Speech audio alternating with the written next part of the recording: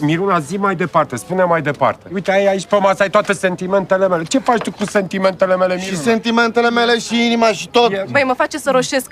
Nu știu ce să fac cu atâtea declarații de dragoste. Chiar că dragoste. Știi tu ce e aia dragoste? Ia uite, mă, dragoste e ce simt eu pentru Miruna acum. Și eu la fel, la fel. Nu, eu simt într-adevăr dragostea Eu care ce să mai zic, că dacă Tu nici taci, eu... dracu, din gură, că ești ultimul om. Da, mă, lasă, deci zi.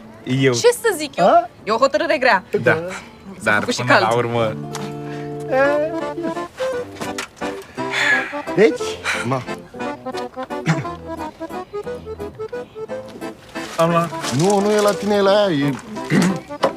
S-a întâmplat ceva? Nu.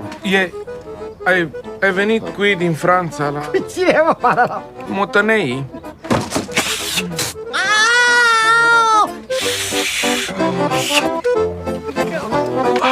Nu, mă, dar iubirea nu stă în părul de la sub braș, ea stă în inimă și în suflet.